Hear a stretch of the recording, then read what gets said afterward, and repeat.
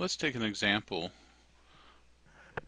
based on the information from our last video talking about the equation of traveling waves. And this problem has some important concepts for us to be able to use these equations in problems. So the problem is a transverse wave pulse travels to the right along a string with a speed of velocity equals 2 meters per second. At t equals 0 seconds, the shape of the pulse is given by d function x and t is equal to 0.45 cosine 2.6 x plus 1.2, where d and x are in meters and t is in seconds. So it wants us to plot d versus x at t equals 0, and then determine a formula for the wave pulse at any time t, assuming there are no frictional losses.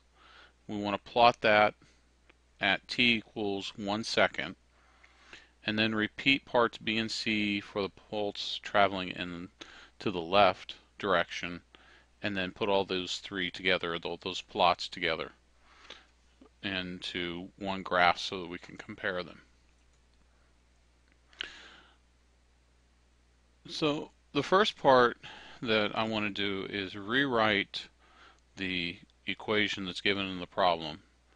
This equation, d function x of t, or x and t, is equal to 0.45 cosine of 2.6 x plus 1.2. And it tells us that d and x are in meters and t is in seconds.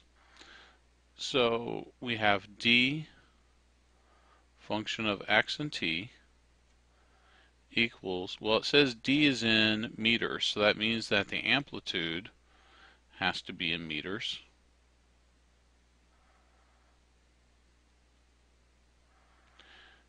And then times cosine, and cosine, the argument in the cosine has to be unitless.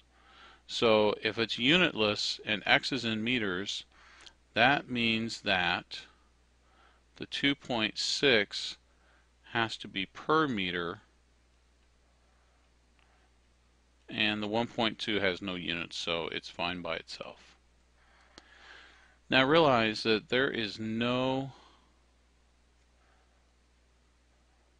time specified in the formula.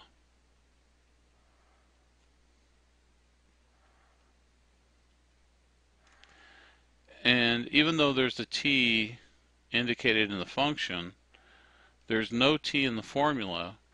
And so in a sense, this is just saying, this formula is just saying t equals 0 seconds. It's locked. No matter what I put in for t, it's not going to have any change into this formula. But the next part for the equation asks us to give a function that is valid for all t, and that the pulse is moving to the right. So we need to come up with some function I'll call d right as a function of x and t, and that's just going to equal our function that we have. But now I'm going to translate the x variable so that we get our wave to move in the direction towards the right. So I'm going to have x minus, remember when we have a minus it means it's moving to the right, times the velocity times time.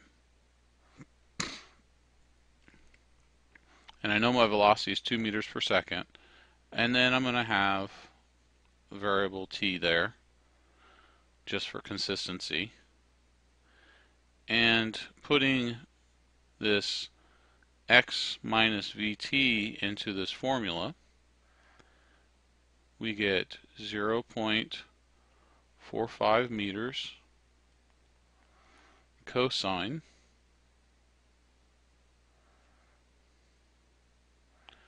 of 2.6 per meter times x minus 2 meters per second times t plus 1.2.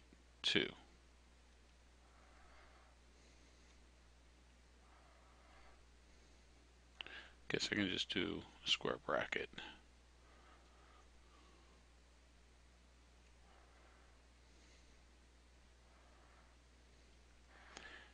And if I distribute that through, I'll get 0.45 meters cosine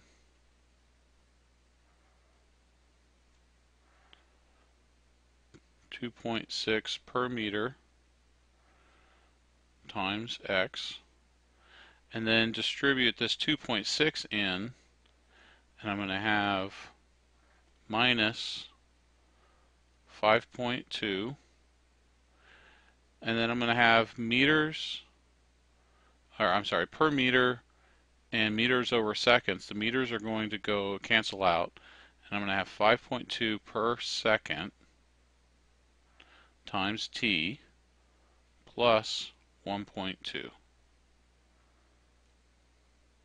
And now I have introduced a variable t into my function, and this function will now be able to be for any time t to describe the wave pulse to the right. And it's by adding in this distance change in terms of the velocity and time that allows me to get this new variable t into the formula. Now d to the left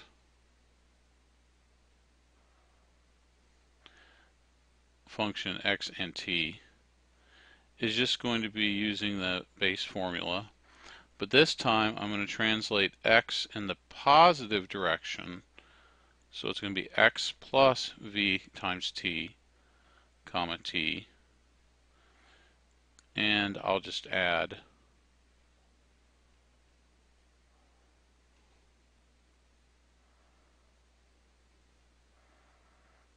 or put this into the formula.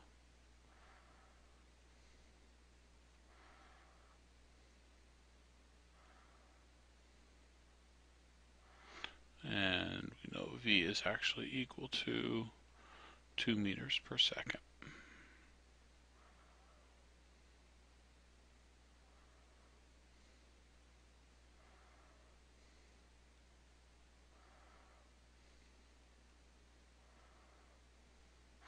And this is going to look very similar to our previous formula, except now the t term is going to be positive instead of negative.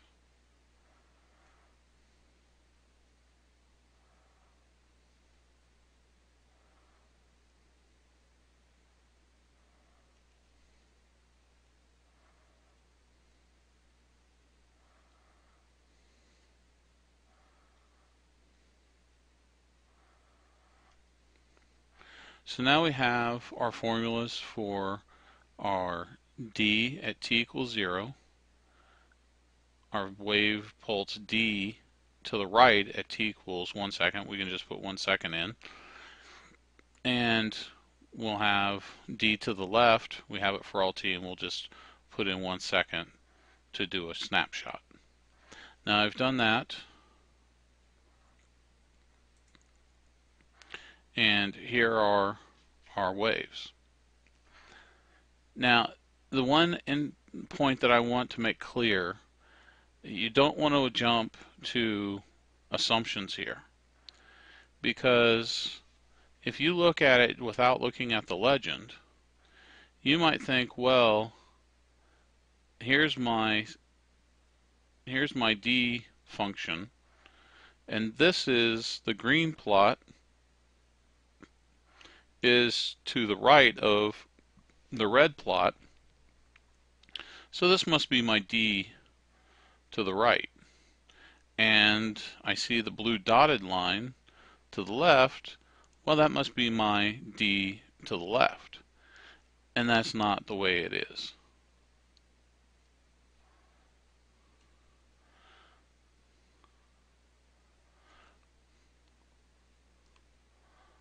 look at the red is the base formula, and to the right is blue. So I'm going to go to the right to my blue line. That's the wave to the right. And now if I want to know the wave to the left, which is the green, I can go from this peak and go to my green, and that is the wave that I'm looking at. I can also look at this. This is close to a peak there. So it's interesting that you can't just look at the waves and be able to decide whether it's going to the right or to the left. You really have to know some kind of information to be able to give you the clues so that you can figure out which is actually to the right or the left. And the problem in this problem, it gave you the information to figure that out, but it's the interpretation of the graph that's important. Because if you don't have the right interpretation, then you can come to wrong conclusions and it can affect what you're working on in real life.